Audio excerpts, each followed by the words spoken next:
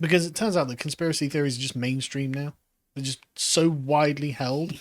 It's really difficult to say, oh, conspiracy theorist, and think that, I mean, that just doesn't have any teeth anymore, does it? Mm. Like, you call someone a conspiracy theorist, and oh, thanks for noticing. Yeah, yeah. Well, Let me it's talk to you about the flat earth. yeah, it's a phrase that gets thrown around a lot, isn't it? For you know, in this internet age where there's a lot of people exploring ideas and having conversations and it's an easy accusation to chuck around and it's very easy to settle upon an individual or a group of individuals who've created something online and it's based around trading ideas and conversation. It's easy to latch onto that, and certainly if it's successful, and pick it apart if you're a mistrustful person or if it offends you because it doesn't represent your values. It's easy to pick it apart and start throwing labels like conspiracy theory or the far right or misinformation and these things around, and they're all kind of derogatory labels for an expression of critical thinking, really, a lot of the time, I think. Yeah, and it is fair to say that a lot of people don't have the information they may need to be able to explain a phenomenon. But like you were saying, why do the public have such high levels of distrust in their own institutions in places like the BBC? Like Yeah, well, it's been a long time. It's developed over a long period, hasn't it?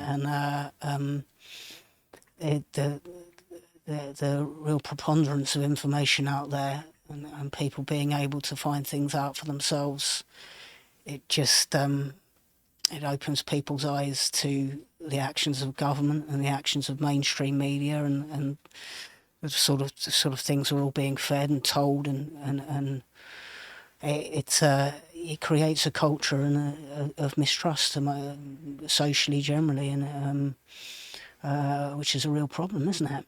I the thing think. is, it's the kind of people who are manning the institutions that I'm bothered about. Like the Mariana is a particularly good example where it's this obvious ill intent towards what I just consider to be regular people as well. Sure. She's trained in a particular way, given her background, to be able to argue in public in the way that, well, people like us do.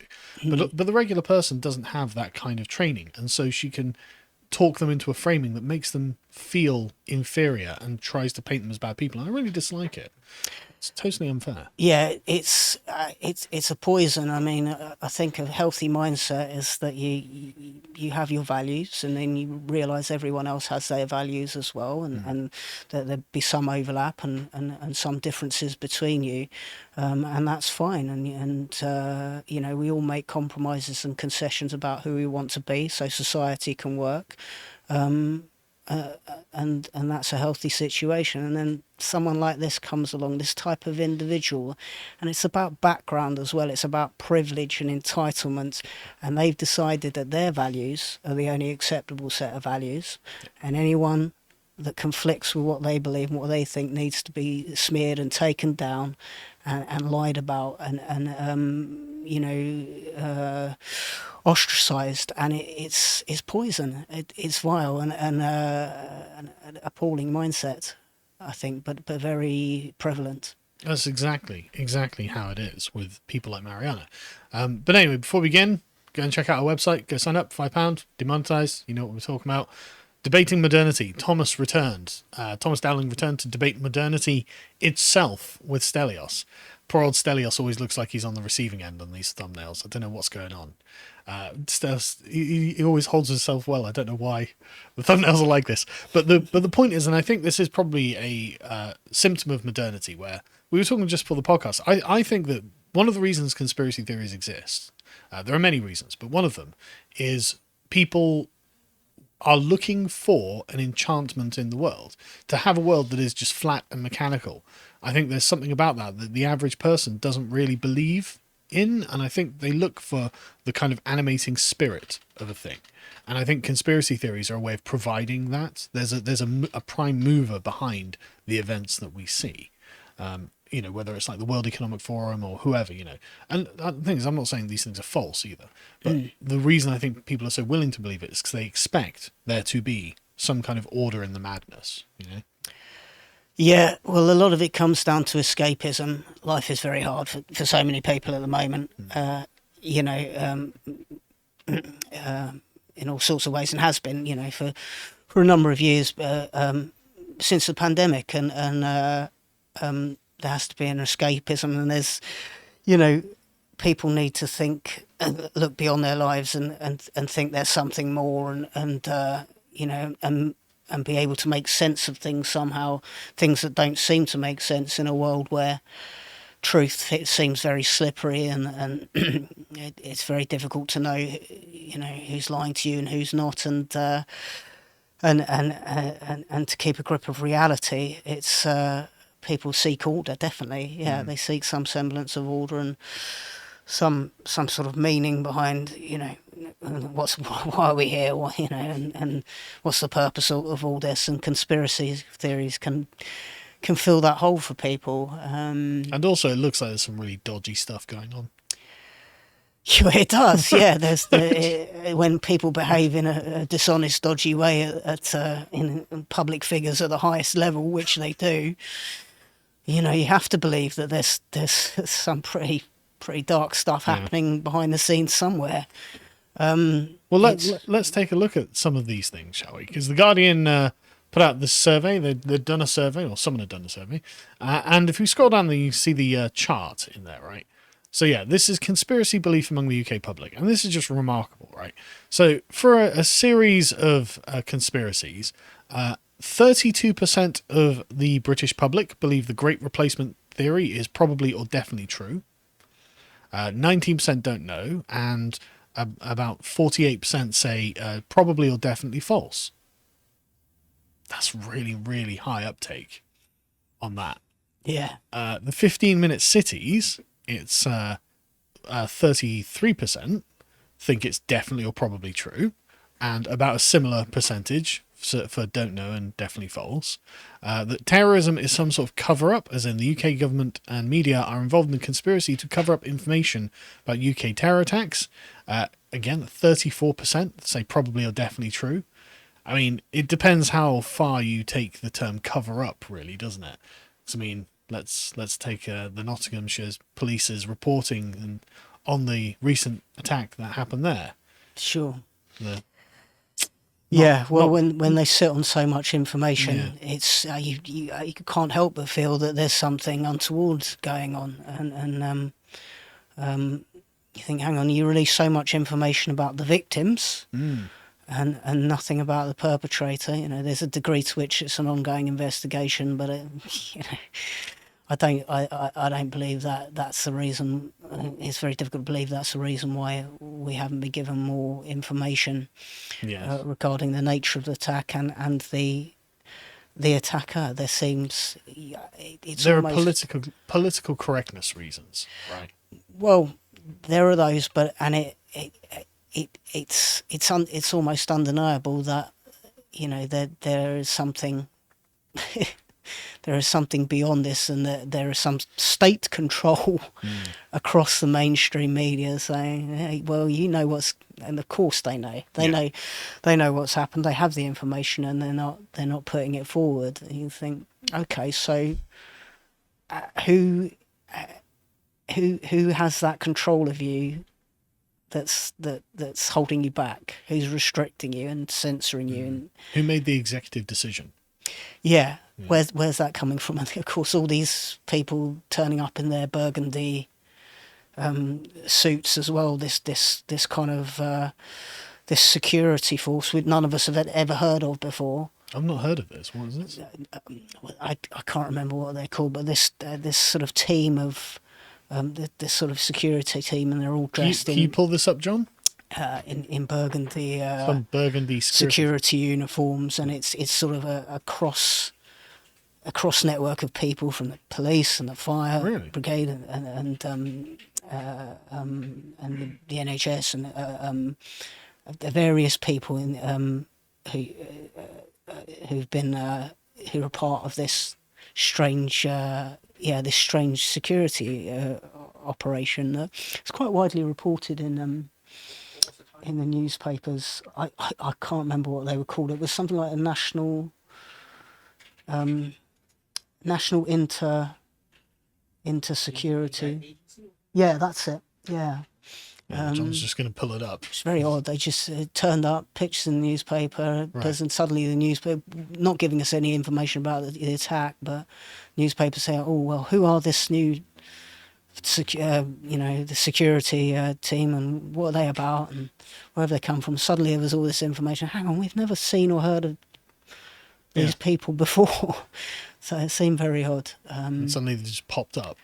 It was widely, it was widely reported. I think I saw it at the Times and the Telegraph. Sorry, we'll find it later. So anyway, moving on. Sure. Again, 33% believe the cost of living crisis is a government plot to control the public, with only 10% not sure on this one. Much fewer people on the fence there.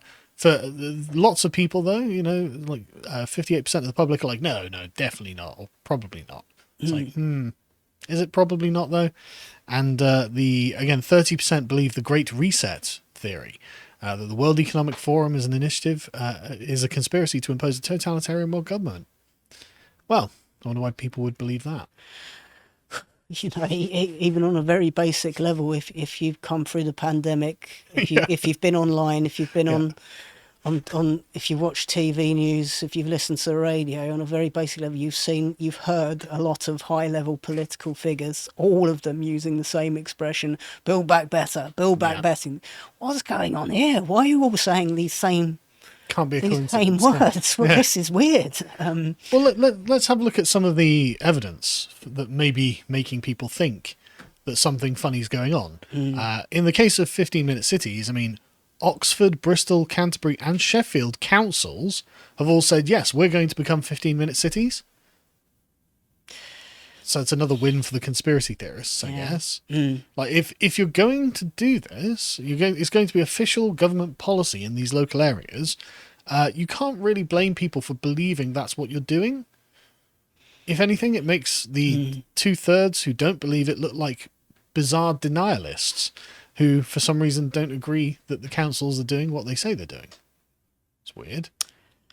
Yeah, it's a very it's a peculiar time to introduce such an initiative. Anyway, you think with so many other priorities that seem to be incredibly pressing. I mean, it'd be nice to have access to any sort of functioning health service for people, wouldn't it?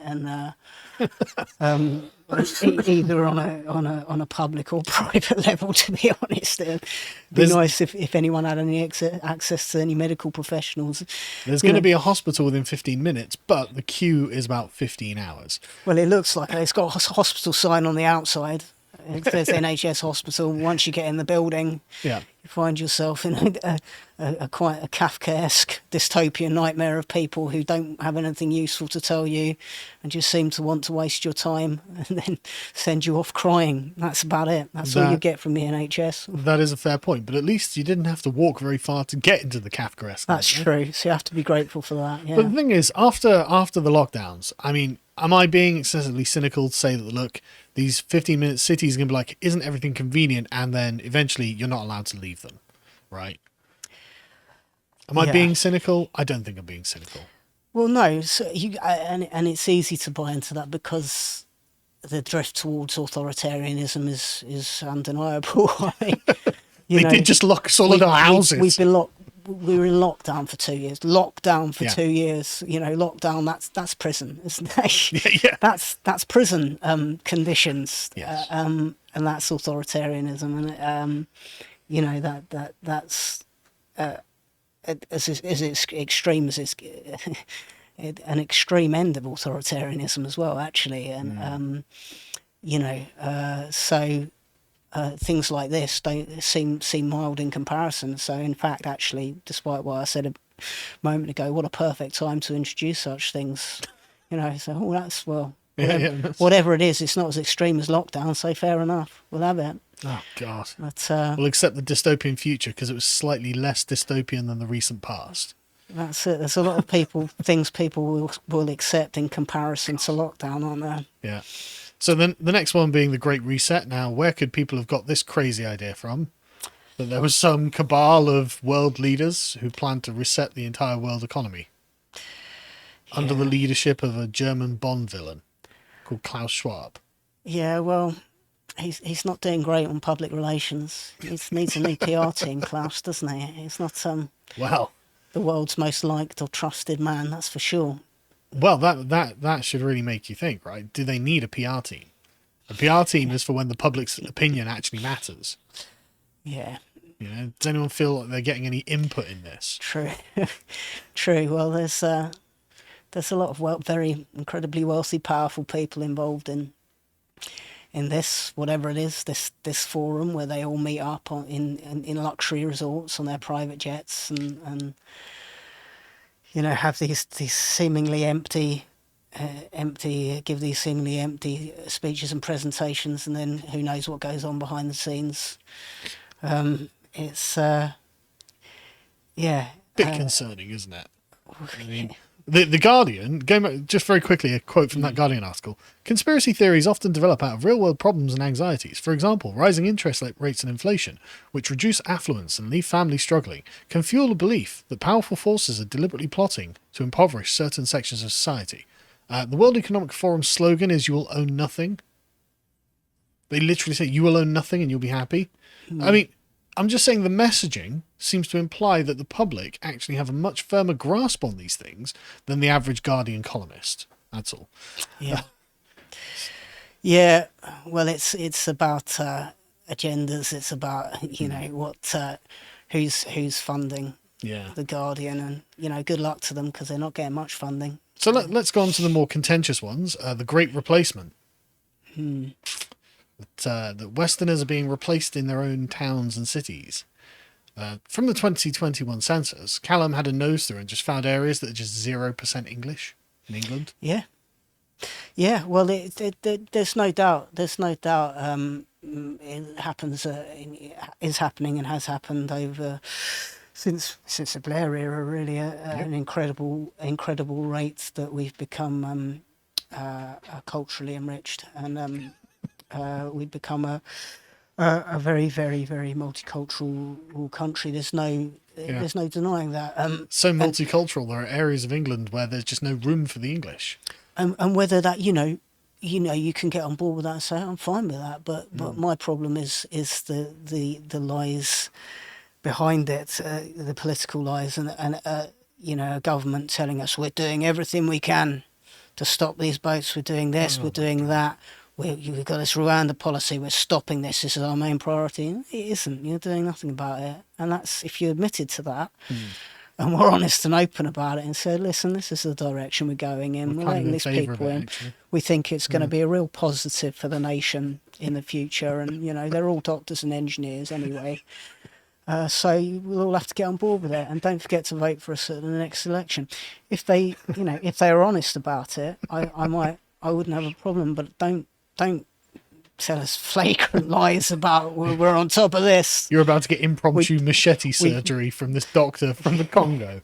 We've no idea how any of this happened. We don't know how these people got here. Yeah. We don't know how this started happening. When you realise it's got out of control, we're on top of it, don't we? We're not. But the boat migrants aren't the reason that the 5 largest cities in England are majority non-English now. They're not the problem. They're not the reason for that. It's literally the government allowing over 1 million people a year to come and live in the country. They're giving them visas. Like, they're just stamping. Yes, approved. But the visa stamping machine must be running 24/7 to process this many visas.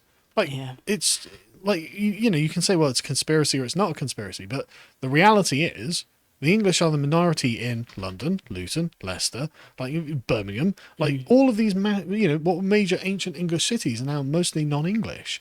I mean, let's go over to Newcastle and find out what the top priorities politically of the people of Newcastle Central are. Number 1 is, quote, democracy in Pakistan. What? 57%. Oh, no, sorry, 57 out of 247. They were like, yeah, I'm really interested in saving democracy in Pakistan. Okay. Average Newcastle complaints. Like, your average Geordie's just on the town. He's like, God, I hope democracy in Pakistan's all right, as Yeah. he's glugging his pints. Are you fucking serious? The next one is, quote, Action for Palestine. Again, traditionally typical Geordie concern is the Yeah. plight of the Palestinians. It's just, and then the third one is back onshore wind. So, okay, just all right. Just Yeah, it's bizarre. It takes on a surreal quality, and yes. the concern is the vetting process, and there has to be some value to coming to live here. This is people's home, and people's home that they've made their home all their lives, or even if they've been here 20 years, it's people's homes, and they pay their taxes, and they invest in this country, and they work. And if there's no vetting process, if it's very easy for anyone to come over, then there's no respect. How could there be any respect or for this nation, for this country, from these people? To a large extent, if you're an economic migrant, which the vast majority of people who want to come here are, they want to come and make some money, and that's fine. But there has to be, beyond that, there has to be a respect and for this nation, and an affection for this country as well. Which I don't really see. No, there seems to be only cynicism. It seems to be, I'm going to come in, I'll make money, I'll bring my family over, or I'll send the money back to my family, and then I'll go. Yeah. Maybe I'll return home, but it's got to be more than an economic hub for people to kind of, to It would be nice if it was, wouldn't it? We used to have a country, now we have an economic zone. yeah. It's it's just about the trouble is when a populace doesn't have respect for the country they're living in, or a admiration or a care for it, a care for looking after it, or improving it, then things can imagine- only go downhill. And have we not seen the decline everywhere we go? Yeah, absolutely. It's visible. Every town centre in this country, the decline is palpable and intimidating. Actually, and very sad. But in every sort of public sphere as well, and any services that people might once have taken pride in working for the NHS, and or in working in schools, or people don't take pride in their jobs, or pride in their nationhood, really. And it's sad, but that's an inevitable consequence of making life here cheap and easy. Citizenship cheap and easy. Oh, I totally agree. So one progressive professor has thoughts on this. Professor David Andrus. Can you hover over his bio a second? I can't remember where he was from. He says in his bio. No, he doesn't. But he's a professor. He's got a small online following. He says, "This is horrifying. A third of the public completely lost to reason, believing in plot myths which have racism at their heart." It's the cost of living crisis. Average racist conspiracy theory. 15-minute cities. The Great Reset. Barely more than a quarter understanding that these things are absolutely false. Yeah, but are they false? Absolutely, actually. Well, it comes back to the same thing for me. It's critical thinking being misrepresented by people in a very negative, derogatory way as being conspiracy theory, or far right, or racism, or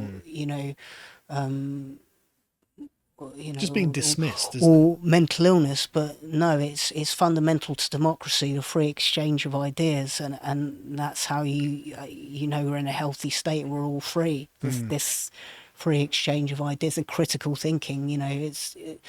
It feels like there's this progressive agenda of discouraging people to think for themselves. I know this is it. These are the truths. This is what's good. This is what's bad. And if you step outside of that, you're a appalling, dreadful human being. You're far right. You're a racist.